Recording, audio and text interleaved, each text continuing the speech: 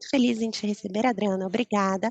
Adriana é a presidente da coalizão Habitat International, ou HIC, e professora de desenvolvimento, de planejamento, desenvolvimento e planejamento urbano na University College London.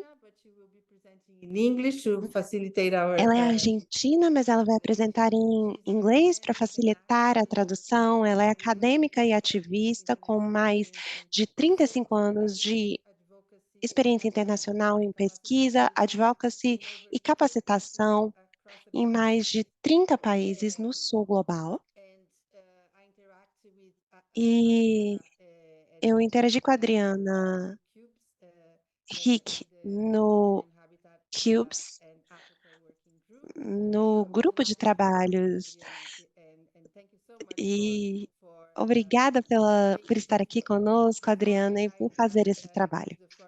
Antes de eu passar para você, eu também queria muito agradecer ao Rick e à incrível equipe de mulheres que trabalham no Rick por receber o nosso evento hoje, por permitir a transmissão e por estarem aqui conosco. Muito obrigada. Então, assim, Adriana, eu acho que vamos começar com o vídeo. É o que você quer fazer? Eu só queria falar algumas palavras antes. Podemos começar com os slides, os primeiros slides, e depois passar para o, o vídeo. Mas antes de tudo, eu só queria agradecer a Priscila e a todas as organizadoras por essa incrível conferência. Eu estou muito triste de não ter podido participar das sessões anteriores devido a uma combinação de viagens e questões de saúde, mas estou muito contente de estar aqui com vocês hoje e estou ansiosa pela nossa discussão. Para respeitar o tempo, que não é o meu ponto forte, eu vou ler alguns comentários que eu fiz para a sessão de hoje, para que a gente possa ter pelo menos 20 minutos para discussão. Então, antes de começar a passar o vídeo que nós fizemos, eu queria falar algumas coisas sobre o que eu estou propondo de fazer. Então, o que eu gostaria de fazer com vocês é explorar as lutas que mulheres e meninas marginalizadas enfrentam no processo de transformar seus territórios periféricos, focando no saneamento, ou seja, fluidos corporais, e mais especificamente nas experiências daquelas mulheres, meninas, homens que vivem fora da rede em toda a África urbana. E, ao fazer isso, eu vou me basear em um projeto de pesquisa, ação, que liderei nos últimos 4 anos, chamado Overdue, lidando com o tabu do saneamento em toda a África urbana. E esse projeto começou em 2020 e inicialmente reuniu várias organizações acadêmicas e não acadêmicas que trabalham em estreita colaboração com organizações de base nas cidades de Beira, em Moçambique, Freetown, em Serra Leoa e Mwanza, na Tanzânia, todas com uma longa trajetória de avanço do saneamento para os pobres urbanos, mas não necessariamente implementando uma perspectiva feminista. E pouco depois desse início, graças a um colega que está aqui hoje, a gente foi acompanhado por 4 organizações feministas de Abidjan, na Costa do Marfim, de São Luís, no Senegal, de Antananarivo, em Madagascar, e Bukavu, na República Democrática do Congo. E foi muito importante ter nessas 7 cidades e nessas equipes de cidades uma troca, não só em termos de conhecimento, mas também em termos de popularizar essa perspectiva. Então, o que eu vou mostrar tem muito a ver com essa energia incrível que emergiu dos 7 grupos com os quais nós trabalhamos. Se formos para o próximo slide, eu vou dar uma visão geral do projeto Overdue. O projeto teve um projeto principal, que era triplo. Primeiro, era reformular o saneamento em toda a África urbana, a partir de uma perspectiva feminista, e para fazer isso, queríamos desvendar as narrativas históricas e coloniais que sustentam o tabu do saneamento. E isso foi, em outras palavras, permitir uma perspectiva completa do que significa saneamento urbano equitativo, que é o que é importante para quem e por quê, incluindo o que as infraestruturas de saneamento prometem fazer e realmente entregam em diferentes legados coloniais e condições pós-coloniais. Em segundo lugar, o nosso objetivo foi produzir também conhecimento acionável, não só saber mais para saber, mas conhecimento acionável com base em uma reavaliação das experiências, práticas e investimentos de saneamento com foco nas questões de gênero ao longo do contínuo entre intervenções de infraestrutura em grande escala focadas em sistemas de rede e as práticas de investimentos incrementais feitos pelo pobre urbano para coletivamente e individualmente produzir instalações e serviços de saneamento fora da rede. Terceiro, queríamos fazer um balanço das experimentações em andamento e ter um diálogo e uma troca regional, e fizemos isso envolvendo mulheres e homens, meninas e meninos que constroem, usam, administram e mantêm sistemas de saneamento fora da rede e para gerar insights e trocar experiências de coaprendizagem em todas as cidades nas quais trabalhamos. Em resumo, o nosso objetivo central era descascar, camada após camada, os múltiplos e profundos tabus de gênero que habitam o saneamento e muitas outras linhas críticas da vida nas cidades do sul global, sobre uma perspectiva feminista. Nós nos propomos a fazer isso explorando o tabu do saneamento não apenas como um conjunto de normas sociais e culturais que regulam o fluxo de fluidos corporais, basicamente fezes, urina e sangue, mas também estendendo nosso olhar para as práticas institucionais e profissionais que reforçam tabus de gênero, enquanto buscando avançar o direito humano ao saneamento para todos, um direito que foi reconhecido como tal somente em 2010 pela ONU. Próximo slide. E nós vemos uma linha do tempo aqui sobre como o saneamento foi abordado ao longo dos anos, ou pelo menos nas últimas décadas, nos fóruns internacionais e regionais, e o que podemos ver é que, apesar do compromisso expresso pelos líderes africanos por meio da Declaração de Ngor, em 2015, de alcançar o acesso universal ao serviço de saneamento adequado e sustentável e alimentar a edificação a céu aberto até 2030, que foi todos esses compromissos foram posteriormente endossados pela comunidade internacional através dos ODS e mais especificamente através do ODS 6. O que nós vemos é que a suposta crise do saneamento está longe de desaparecer nas cidades africanas. Portanto, quando falamos sobre o direito ao saneamento, a gente testemunha uma violação tremenda dos direitos humanos que é enfrentada ah, por 60% da população urbana, pelo menos na África, e 2,4 bilhões de pessoas no mundo. E o que nós sabemos é que o saneamento apoia a vida urbana em todas as suas formas, e mesmo assim continua sendo invisibilizada e instintivamente evitada, e, no melhor dos cenários, reduzido a um caso técnico ou financeiro. E em sua rica análise histórica da crise global de saneamento, Black e Fawcett, em um livro que eu recomendo tremendamente, enquadram essa crise como um tabu, um assunto não dito em quase todas as culturas. Em outras palavras, eles dizem que nós falamos, planejamos e gerenciamos cidades e vida urbana como se fezes e urina não fizessem parte delas. De fato, o saneamento foi historicamente relegado a um tabu, um assunto desagradável, raramente abordado em sua totalidade e complexidade e deixado de lado em favor de sistemas de esgoto baseados em água e práticas de higiene intensivas em água. E esse é o tipo de coisa que queremos desafiar através do projeto. Além disso, o foco da maioria das promessas e intervenções que podemos ver nesse slide de avançar o saneamento ao longo dos anos tem sido focada no acesso físico e acessível, subestimando não apenas os múltiplos papéis que o saneamento desempenha na vida das mulheres e meninas, mas também seu próprio papel em sustentar os sistemas de saneamento que mantêm uma grande parte da população viva nas cidades africanas e, mais amplamente, no sul global urbano.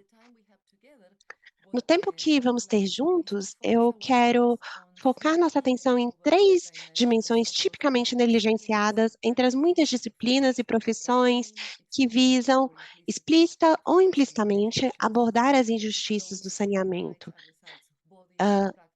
que são corpos, práticas e coisas. E eu gostaria de começar compartilhando um breve vídeo, gentilmente compilado por outra colega que está aqui hoje, a Nadine Coetzee. Muito obrigada, Nadine, por fazer isso. E o vídeo reúne um número de testemunhos e observações, em meio às muitas que coletamos no projeto. Eu quero usar esse vídeo de menos de 10 minutos para começar a discussão. Então, vamos começar com o vídeo.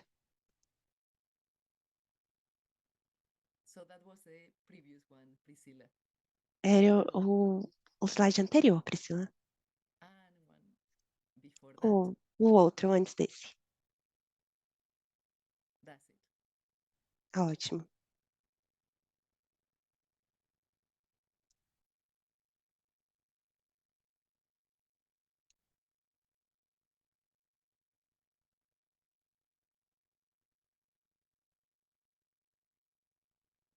Adriana, can I close this one and open the video Adriana, eu if you posso want? fechar I esse do that. aqui Yes, e abrir o perfect. vídeo It diretamente? doesn't Com want to go certeza. there. It doesn't want to go Ok, there. vou fazer No assim, worries. porque não está tocando dessa forma. Sem problemas. So, just a second, please. I think it Só um works. pouquinho, por favor. Acho que vou ter que parar And de then compartilhar go again. e recompartilhar.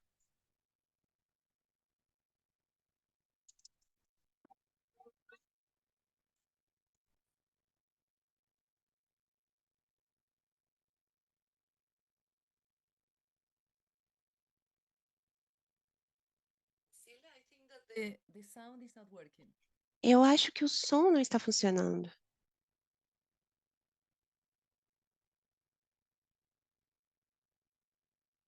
Cida, eu acho que o som não está funcionando. Não. Et puis, c'est pas sécurisé. Donc, si on peut faire pour, spécialement pour les femmes dans notre.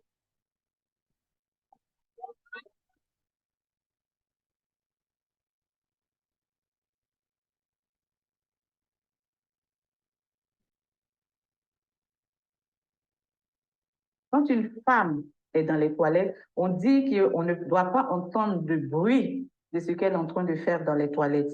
Quand elle fait pipi, on ne doit A pas gente entendre. diz que a mulher não vê nenhum barulho quando a mulher está no banheiro. Quando ela faz xixi, você não deve ouvir. E se ela solta algum gás digestivo, não deve ser ouvido. Quando ela sai do banheiro, não devemos ouvir nenhum barulho. E quando você entra no banheiro, um homem pode surpreender, então não é seguro. Na nossa escola, os banheiros são perto da sala de aula e eu menstruei na sala e sujei minha roupa. E aí eu fui direto para casa para mudar minha roupa. No próximo dia, eu me senti muito envergonhada e não consegui ir para a escola. A gente se acostumou. Eu sinto muita vontade. Se eu sinto muita vontade de fazer cocô, eu acho que o homem tem que deixar eu entrar no banheiro, porque não é fácil.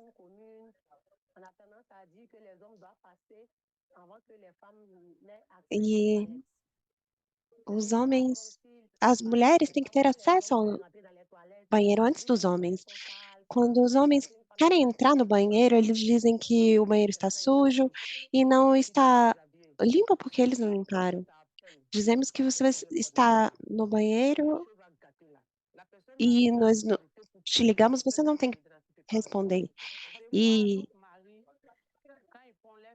às vezes nossos maridos, quando fazem seus fetiches, quando você tem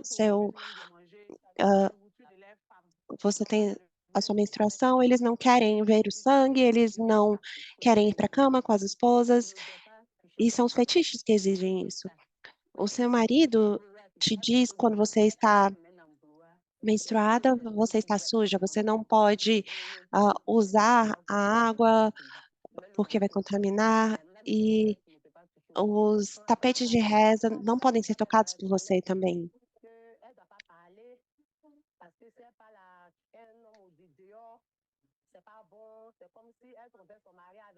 Se falamos com uma mulher com que a mulher está traindo o homem, também eu peço desculpas porque o vídeo está travando bastante aqui no Zoom, o que atrapalha um pouco a tradução. E quando demoramos muito no banheiro, eles têm preconceito.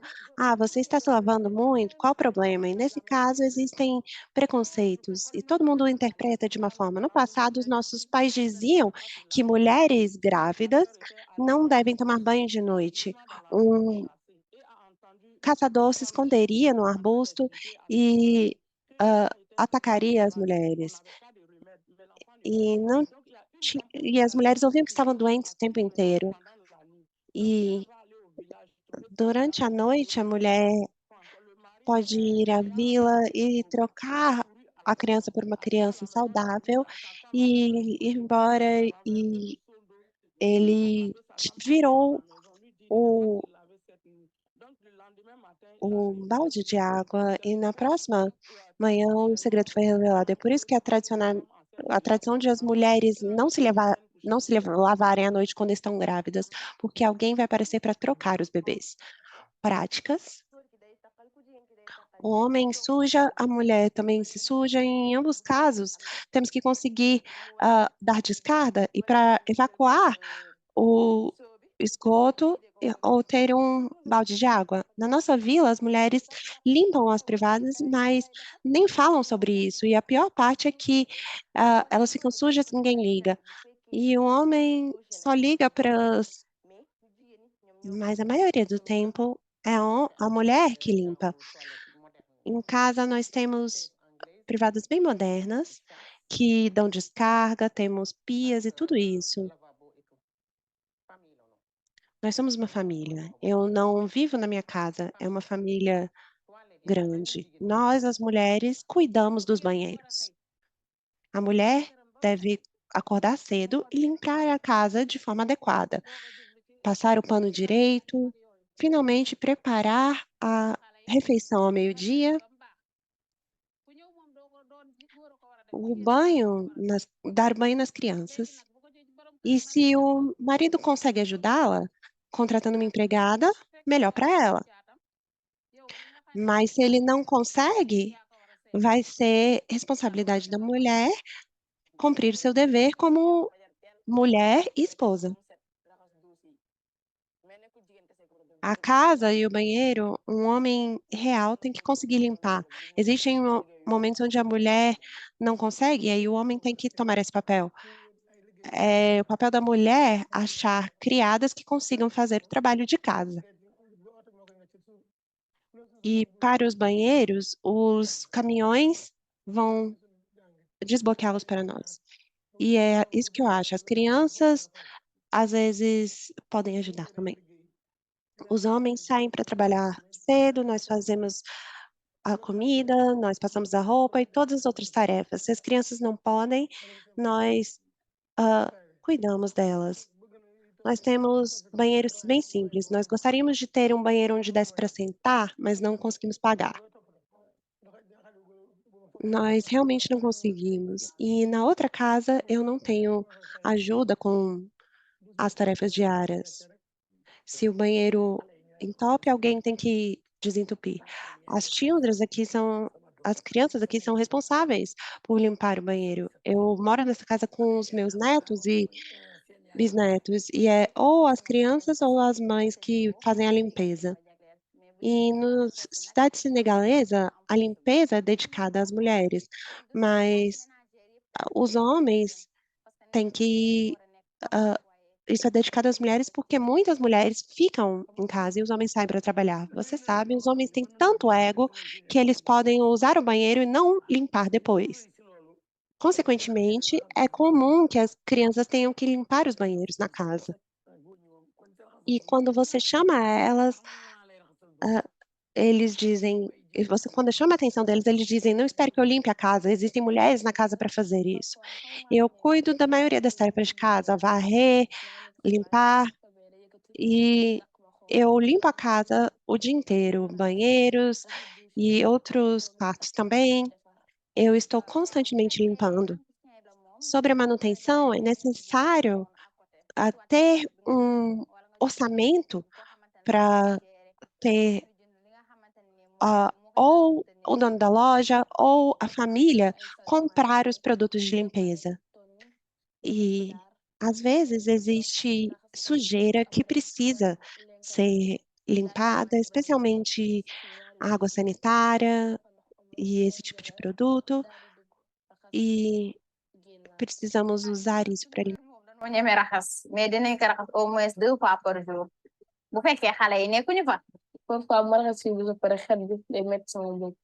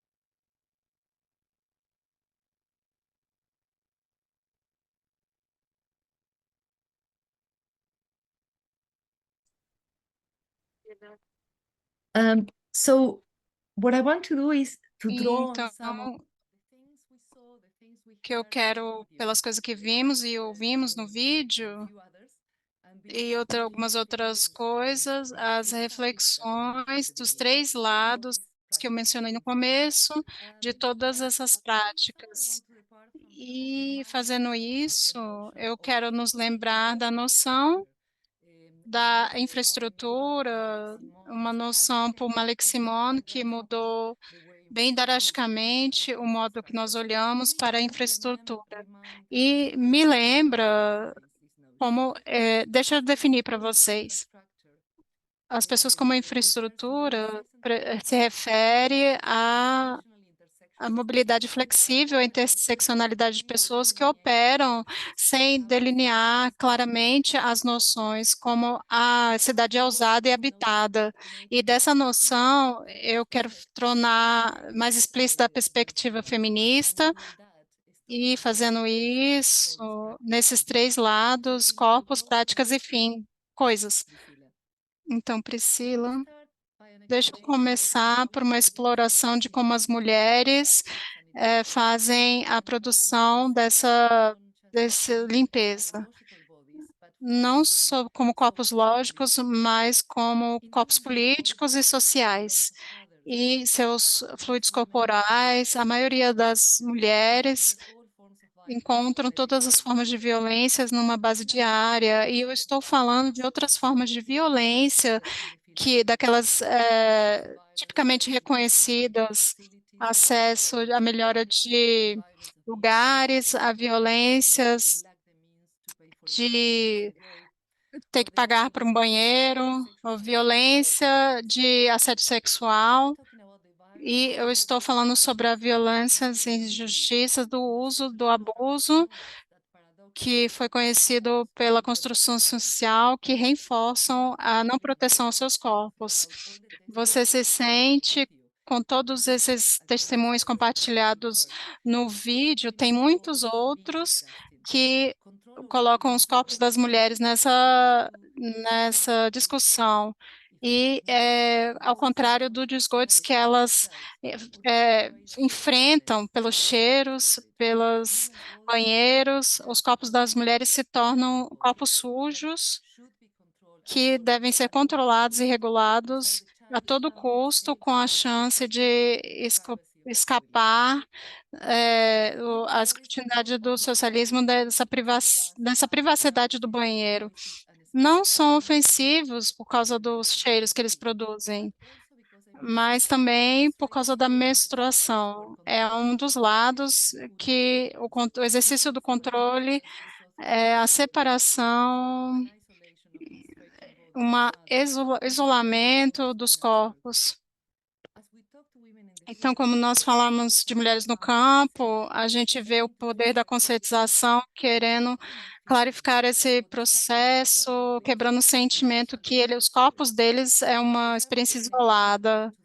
E pela experiência coletiva é crítico para resistir e contestar as violências, não aquelas que são reconhecidas por outros, mas isso marca uma diferença entre outros, definindo o controle de nossos corpos, como, por exemplo, o banheiro não é só para necessidades para as mulheres, é um lugar de privacidade, olhar no espelho, cuidar de si mesma, e dentro desses testemunhos, tem as necessidades dos usuários que importam, enquanto as mulheres estão vistas como usuários da infraestrutura e são revelados como mantenedoras dos serviços.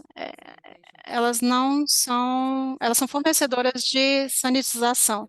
É o que importa mais é não as infraestruturas ou serviços, mas o que elas fazem ou não fazem pelas pessoas. Se agora nos moveres pelo lado das práticas, nós temos os encontros com mulheres, a gente encontra, lidar com a sanitização, é uma tarefa arriscada, de longas horas, todos os dias, mas também uma carga muito pesada que é sobrecarregada. E nesse campo, não é uma abordagem como um setor, mas é um setor masculino, em qual, como mencionado antes, as mulheres são mais caracterizadas como usuários e precisamos considerar algumas práticas, ou pelos papéis que elas têm como produtoras de sanitização, como fazedoras da cidade, esse trabalho é visto como cuidado e reproduz essas normas culturais, e eu enfatizo não através pelas normas culturais e sociais, mas também através das campanhas, olhando nas suas práticas diárias, como produtoras de sanitização, produz outro lado de marginalização, que delega às mulheres para apoiar a vida urbana como o seu dever. A continuidade do confinamento dos trabalhos da mulher, como o trabalho reprodutivo, pode ser em diferentes áreas coloniais e pós-coloniais, explicadas por Faranack ontem. Mas é também importante perceber outros corpos marginalizados, que as práticas se convertem na sanitização ao redor da África do Sul. Uma das mulheres no vídeo falou sobre como eles querem fazer essa sanitização em muitos centros urbanos, que são grandes de populações, é comum usar jovens pedindo dinheiro na rua, mendigando na rua, oferecendo, coletando doações e outros itens. E são um termo que, falando de etimologia, vem do árabe talik, que significa procura por conhecimento, e é usado para se referir àqueles que mendigam, isso quer dizer que muitas crianças que estudaram o Corão, eles não precisam medicar. Então, os talibês são diferenciados de outros garotos na base de assunção de criminalidade. E, na realidade, geralmente trabalham como uma extensão dos corpos das mulheres, com as tarefas mais desafiadoras, como essas da latrinas. Muitos outros corpos fazem tarefas parecidas, como nós vimos no slide aqui, e são termos da Tanzânia, e na parte oeste da África, o termo flopman é usado para falar daquele que são usados para treinados para mergulho. E muitas cidades africanas são aqueles que mergulham em latrinas para limpar manualmente. E eles usam um paute e uma pá. E eles tiram a matéria de lá com a mão. E as casas da maioria das pessoas vivendo são criminalizados e estigmatizados. Por essa razão, eles performam seus papéis à noite em condições desumanas. E em outra cidade, nós encontramos o Frogman entrando numa intoxicação para essa tarefa, porque ele consumiu muitos sachês de álcool. Então, leva 6 horas para uma latrina.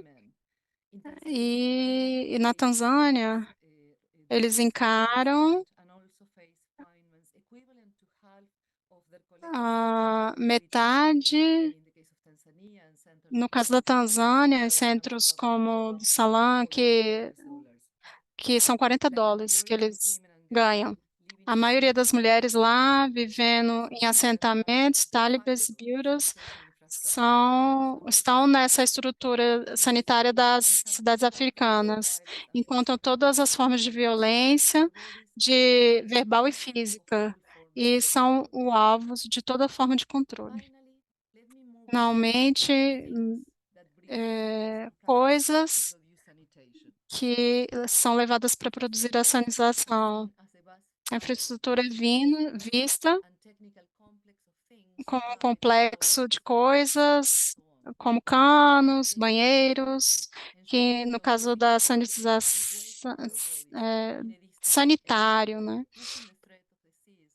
E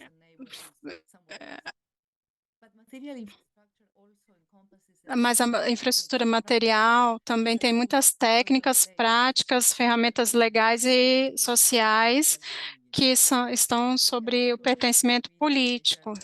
Então, vou mostrar nesse vídeo que eu mostrei, isso reflete não só o ambiente, a infraestrutura também regula os corpos, comportamentos e pessoas, a infraestrutura e impulsiona diferentes indivíduos e sujeitos coletivos, é distribuído vidas diferenciadas. Material world.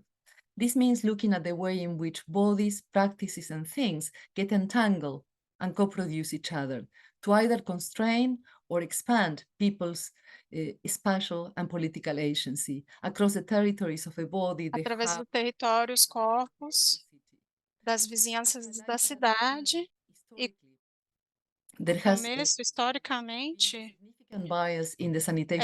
um viés significativo no setor sanitário, algumas coisas que essas ferramentas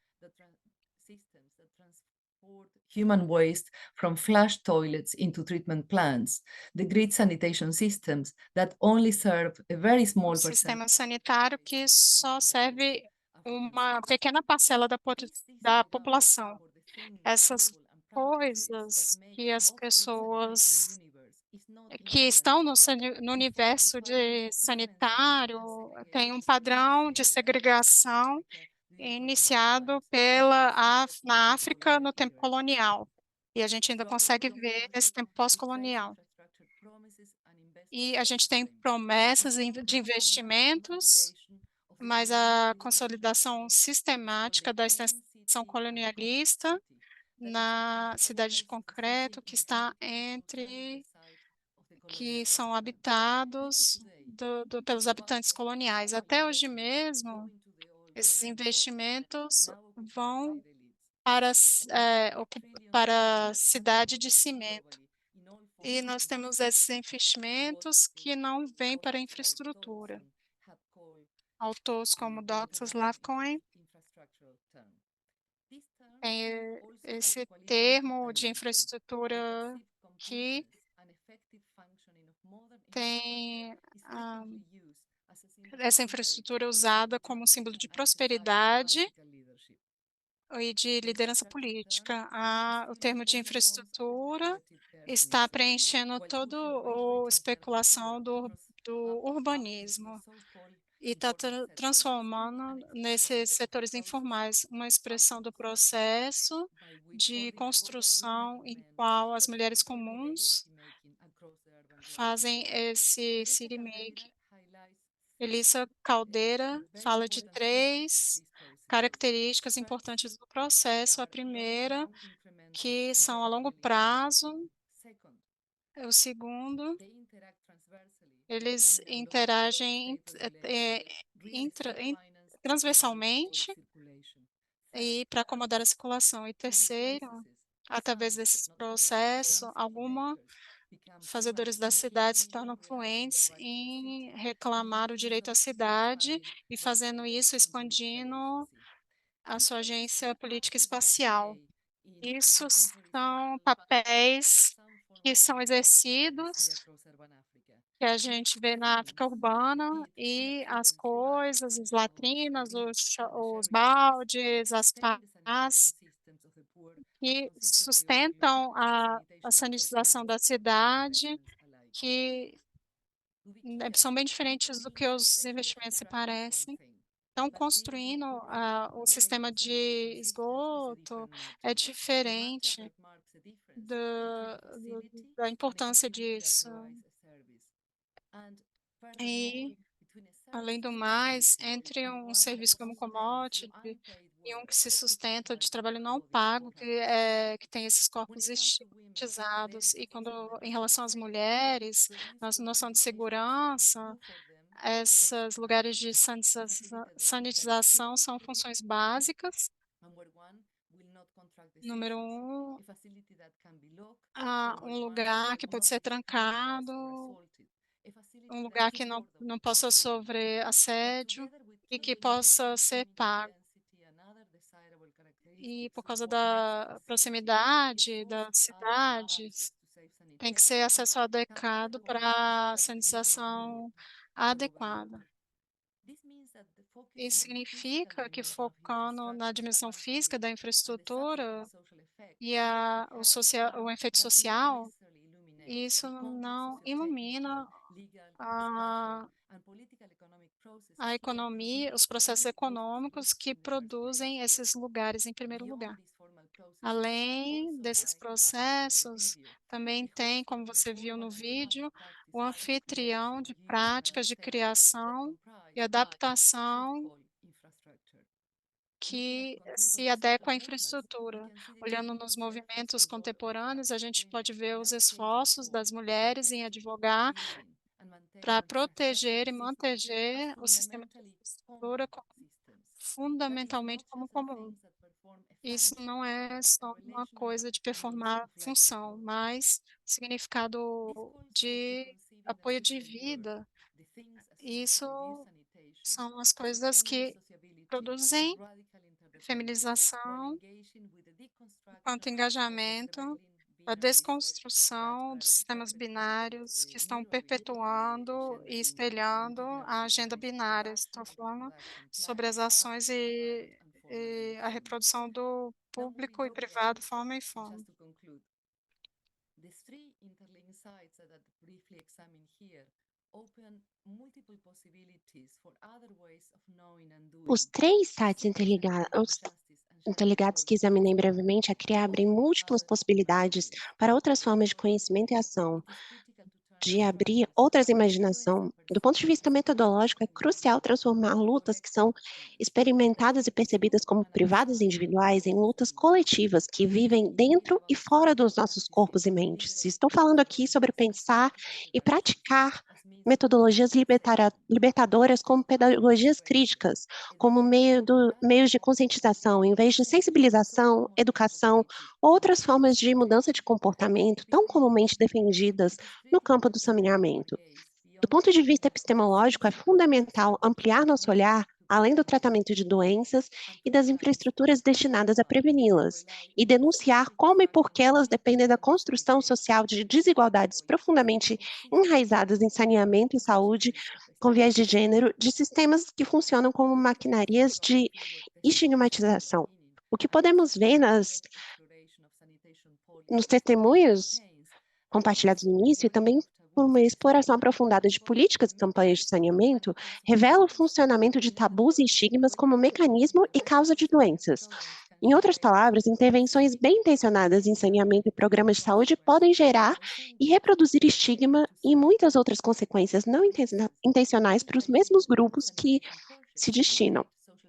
Por exemplo, muitos projetos de higiene e saneamento geram pressão social e vergonha em nome da melhoria da saúde, exacerbando as disparidades de gênero e raça nas desigualdades globais de saúde. Programas como o saneamento total liderado pela comunidade, projetados para que as comunidades construam seus próprios banheiros, mas funcionam alavancando a pressão social, expectativas para gerar vergonha, medo, repulsa e nojo quando as normas de higiene desejáveis são violadas. Como resultado, indivíduos nas comunidades, especialmente as mulheres, onde essa abordagem é implementada, enfrentam grande estigmatização e ameaça de desvalorização de identidade e status.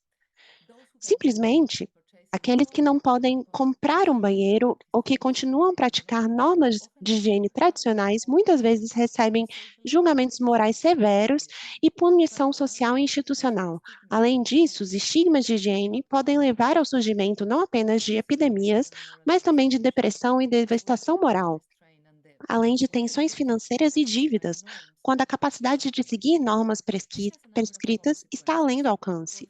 Isso tem várias consequências que exigem a aceitação da criação e eliminação de estigmas e tabus de saneamento profundamente enraizados. Intervenções de saneamento e saúde prontamente estigmatizam seus chamados beneficiários, desviando os esforços contínuos da saúde pública e prejudicando inevitavelmente as pessoas que já estão em risco, não apenas física e mentalmente, mas também minando sua agência. Portanto, é crucial questionar por que os projetos de infraestrutura têm os efeitos diferenciais que têm e por que muitas vezes reproduzem, ampliam ou geram desigualdades sociais.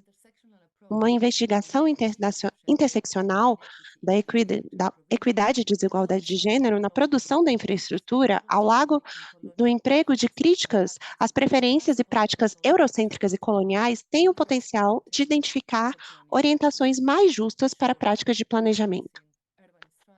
Em suma, um combate feminista existe a eliminação do estigma como um aspecto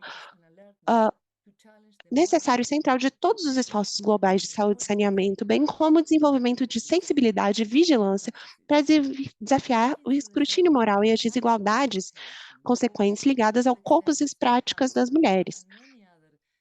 E eu estenderia isso a várias questões da vida urbana, mas no projeto Overdue, a gente questiona as estruturas de construtura da sociedade. A luta das mulheres é muitas vezes eliminada de uma só vez. para concluir, e eu vou concluir para ouvir a todas e me engajar no debate, eu queria compartilhar um chamado à ação.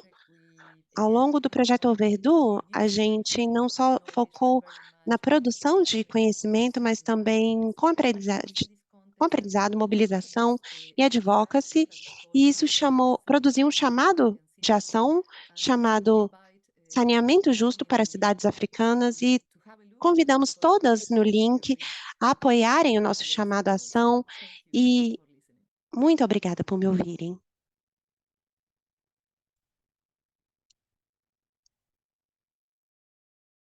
Thank you so much, Adriana, Muito obrigada, Adriana, por uma incrível apresentação. Realmente um assunto muito difícil, algumas imagens difíceis de ver e pensar no que você está falando, especialmente sobre os homens que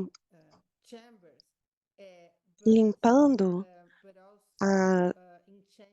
as câmeras, mas também encantador, como tivemos com a Verônica e a Farab em cada uma das palestras, em relação a como você lida com esse tópico. Temos essa palavra em português, encantamento, e também temos outro tema em português que você traz da noção de conscientização do Paulo Freire, mas também esperançar, que significa que não esperamos a mudança, mas nos movemos em direção a ela.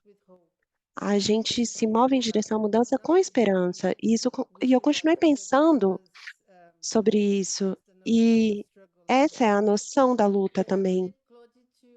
E eu queria passar para a Claude para comentar sobre o trabalho também e passar, se você quiser. Eu não sei se ela está pronta, a Claude. Alô. Ela diz que prefere que os outros façam as perguntas. Eu acho que...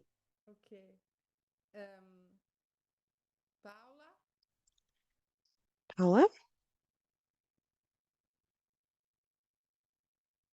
Perdão, eu estou com um delay, eu não sei se eu posso falar agora, estou com um delay da tradução aqui. Não, alguns comentários. Aqui tem um comentário no chat da Claude, que você está aqui, Claude, você poderia fazer também esse comentário, acho que pode ser legal.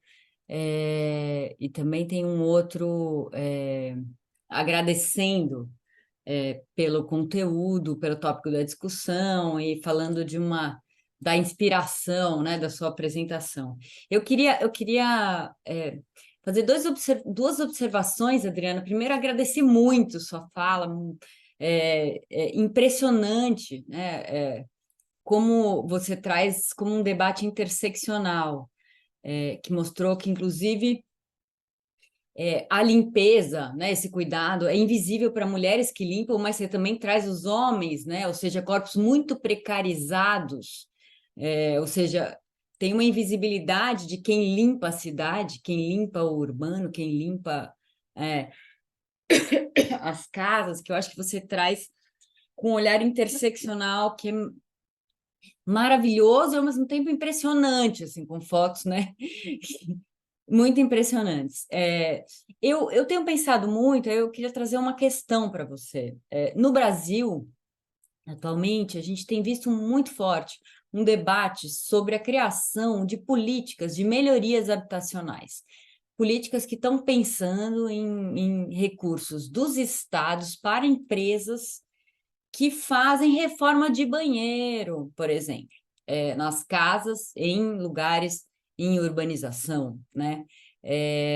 Tem duas leituras dessas ações. Uma é que essas empresas elas estão onde o Estado não está. O Estado urbaniza uma favela, mas ele não cuida de dentro da casa, né?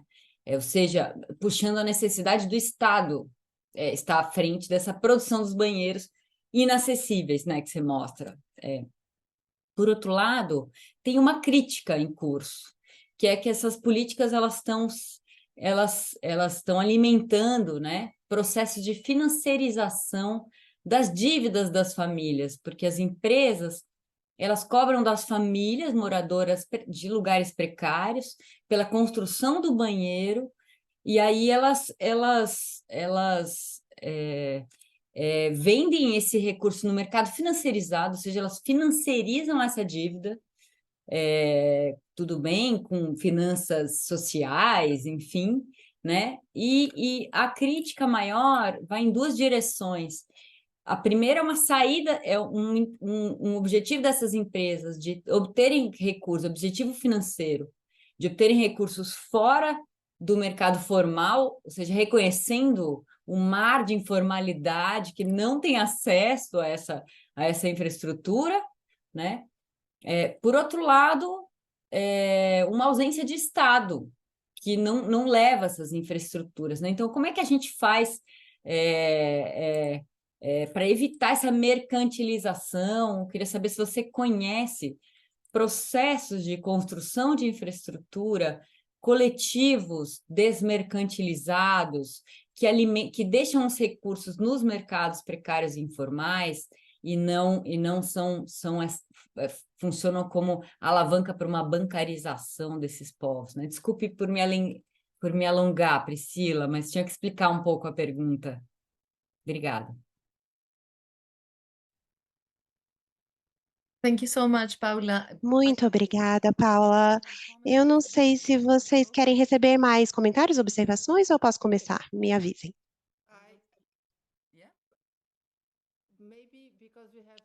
Talvez porque a gente tem tão pouco tempo, eu vou fazer alguns comentários.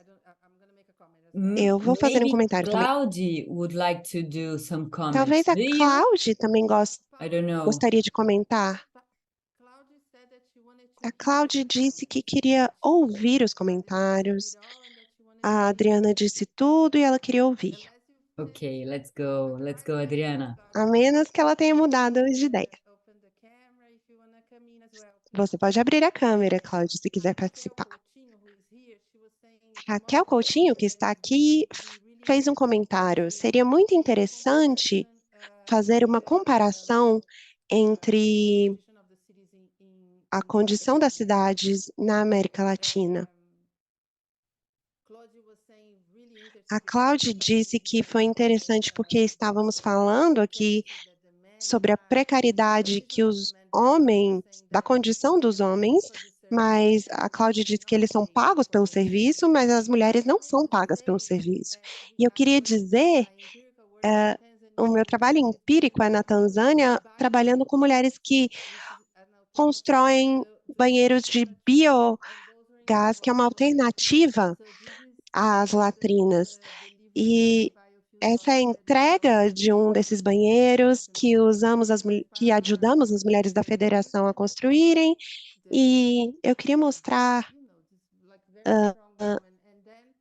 esse momento muito forte aqui. E aí um outro momento na mesma comunidade, onde estávamos discutindo com as mulheres o que mais precisamos de fazer, além da construção dos banheiros, e eu mencionei isso, que é uma luta, mas também é esperança. Mas de volta para você, Adriana. Claro, eu vou começar, porque a gente tem a Claudine, mas também a Nadine, que são membros da equipe, e eu queria dar um pouquinho de tempo para elas também comentarem, porque eu tenho certeza que elas têm muito a adicionar ao que eu disser. Eu só queria adicionar que eu não compartilhei hoje, mas uma grande parte do projeto tem foco em fazer as coisas de formas diferentes, incluindo experimentação com outros tipos de banheiros e garantir que as mulheres consigam reganhar o controle nos seus corpos através disso. Então, temos muito a falar sobre isso, talvez não hoje. Então, sobre dois dos outros pontos. O ponto que a Paula trouxe em termos de causas e o que nós vemos esse processo com relação aos projetos urbanos de subsídio para o setor privado, produzir moradias populares, um modelo que acontece no mundo todo e claramente também na América Latina. Eu acho que aqui, Paula, é importante pensar sobre a diferença, algo que alguém que era um mestre meu que morreu recentemente, o Sean Turner, dizia: a moradia é um verbo, não uma coisa. E eu estava tentando fazer a mesma coisa com saneamento. O saneamento é um verbo, não uma coisa. E isso não é sobre querer construir um teto, uma casa. É sobre a criação, a produção de um lar, um lugar para morar, um lugar que não tem só uma função externa de nos proteger dos elementos, mas mais do que isso também. E eu acho que a pergunta-chave, a resposta-chave à sua pergunta é que em todos os lugares, praticamente no contexto da América Latina, temos a diferença entre moradia, como moradia social, casas sociais produzidas pelo Estado e subsidiadas pelo Estado e construídas pelo setor privado, com base, é claro, em ganhos financeiros, comparado ao que chamamos da produção social do habitat. E a produção social do habitat também tem algo muito relacionado a esse esperançar que a Priscila mencionou, essa construção de agência. E isso vai para além da ideia de autoajuda. Isso tem a ver com processos nos quais as mulheres e homens na base tenham controle sobre as suas casas, sobre o seu saneamento. E isso é algo que na América Latina foi colocado muitas vezes através de políticas muito mais avançadas. E no momento nós temos uma nova geração de políticas impulsionadas por vários setores na Argentina, no Brasil e na Venezuela que tentam trazer isso para a esfera do Estado, transformá-las em políticas de Estado. Isso já aconteceu no passado, trazer a produção social do habitat como algo não que as pessoas façam sozinhas, mas uma questão de intervenção do Estado, uma questão de investimento do Estado. E eu acho que a gente também precisa pensar no saneamento assim. Você fez um comentário sobre a interseccionalidade, Paula, e tem tantas outras dimensões importantes que podemos pensar, por exemplo, de pagar aluguel. Essa é uma condição sistematicamente diferenciada. Isso faz muita diferença. Se você é uma mulher que paga aluguel em um assentamento informal, ou se você é o dono da casa, mesmo que seja em condições precárias. Então, múltiplas intervenções que precisamos continuar desvendando. Eu vou parar por aqui porque eu queria dar alguns minutos para a Nadine e a Claudie, só para um dos comentários no chat. O poder da pesquisa comparativa é enorme, eu acho que é enorme, gerando não só uma comparação entre coisas iguais, mas muito mais gerar perguntas, às vezes olhar para coisas que são muito diferentes, nos permite fazer perguntas que não faríamos de outra forma. E eu vou deixar um espaço também para a Claudine e a Nadine. Claudine e Nadine, estamos chamando vocês para participar. Estou vendo, eu queria ficar quietinha, mas é impossível. Claudine, conte mais sobre o glossário, se você quiser. Bom, a gente está terminando ele, tem sido uma experiência muito interessante olhar para todos os conceitos e terminologia que está sendo usada para trabalhar com saneamento no Senegal, que, em termos de linguagem, o Wolof é a língua principal, mas toda a documentação do lado político é produzida em francês. Então, foi muito interessante durante a pesquisa identificar esses termos que as pessoas estavam usando para realmente descrever as experiências diárias com saneamento e as mulheres, especialmente. Então, nós temos um glossário, bom, é um glossário modesto, com 20 a 30 termos, mas nós trabalhamos com a Universidade de São Luís,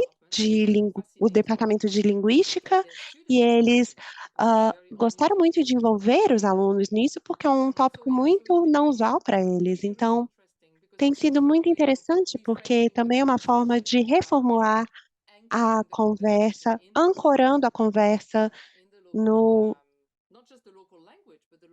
na linguagem, mas também na experiência local, usando as palavras que as pessoas usam e olhando para a evolução de alguns dos termos que as pessoas estão usando para descrever. E todas as conversas que estavam acontecendo entre os vários grupos, as mulheres, os mais jovens, os mais velhos, para colocar palavras em certas realidades, e também tínhamos uma abordagem interseccional a isso também. Está escrito em francês, mas talvez a gente consiga um dia traduzir para inglês, por que não? E a gente teve um exercício similar em uma sessão de co-aprendizagem, e a gente coletou termos não só do Senegal, mas dos 7 países, para descrever exatamente o que a Adriana estava explicando, os corpos, as coisas e as práticas. E foi um projeto bem interessante. Eu encorajo todas vocês a acessarem o website. Temos filmes muito interessantes. Essa foi só uma seleção que a Nadine fez. Temos testemunhos muito interessantes dos 7 países. Obrigada, Claude. E o glossário que foi usado ajuda muito além das 7 cidades. Quantas cidades adicionais? A gente passou das 7 cidades para uma comunidade muito maior. E essa comunidade de práticas foi a que elaborou esse chamado para ação do saneamento para cidades africanas. Então, novamente, um apelo para vocês lerem esse chamado e, se vocês concordarem, apoiem. A gente está tentando fazer barulho e pressionar para o Dia Mundial do Banheiro. E talvez seja um bom momento, antes de concluir, para convidar todas vocês para um outro espaço. A gente amanhã vai começar uma série de 4 sessões, e quando eu falo é o Rick, sobre a produção social do habitat, onde vamos precisamente falar sobre muitas das perguntas que especialmente a Paula fez, e falando com várias pessoas de movimentos sociais, de todas as áreas do mundo, falando sobre a produção social do habitat e da moradia, o que isso significa, como funciona e com quais resultados. Então, vocês estão muito convidadas, e talvez a Pelissa, e eu não sei se a Diana, alguém do RIC, possa compartilhar o link no chat para vocês participarem das sessões. E chega de propaganda, obrigada.